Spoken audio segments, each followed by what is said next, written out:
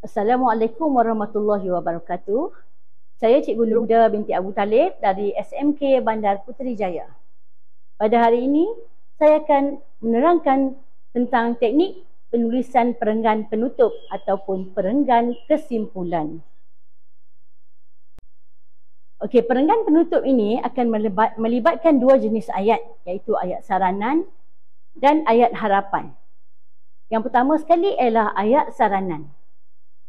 Dalam ayat saranan, biasanya kita akan memberi saranan ataupun cadangan. Bagi contohnya, kesimpulannya, amalan bersukan mestilah dibudayakan dalam kalangan masyarakat. Ayat kedua pula merupakan ayat harapan.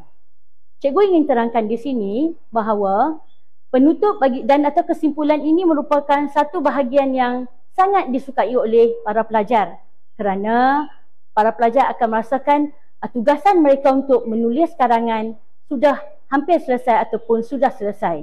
Jadi, biasanya pelajar cikgu akan gembira dan merasakan sesuatu yang perlu diraikan apabila siap sesuatu tugasan.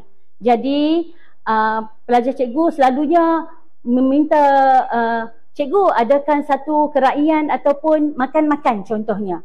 Jadi, sebagai ayat harapan atau ayat peribahasa ini, cikgu selitkan satu benda yang boleh dijadikan panduan agar mereka tidak lupa untuk menulis perkara ini.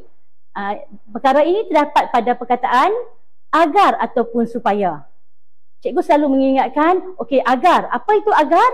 Pelajar cikgu akan bercakap, agar-agar. Oh, mereka ingat makanan. Dan satu lagi, mereka ingat supaya. Jadi supaya itu cikgu ingatkan mereka, bunyi supaya itu seperti sup ayam. Jadi pelajar cikgu tidak akan lupa untuk menulis sup ayam ataupun agar. Jadi pelajar boleh memulakan perkataan dengan agar ataupun supaya. Sebagai contohnya, cikgu baca dari atas semula, kesimpulannya amalan bersukan mestilah dibudayakan dalam kalangan masyarakat agar kehidupan masyarakat lebih sihat, bersatu padu dan berdaya saing, serta dapat mengangkat martabat negara di persada antarabangsa, ibarat kata pepatah, duduk sama rendah dan berdiri sama tinggi dengan negara lain. Jadi jelas di sini dua ayat penutup, iaitu ayat saranan dan ayat harapan. Pada ayat harapan ini kita boleh tambahkan peribahasa ataupun ungkapan menarik. Seperti contoh yang cikgu nyatakan tadi, ibarat kata pepatah, duduk sama rendah dan berdiri sama tinggi dengan negara lain.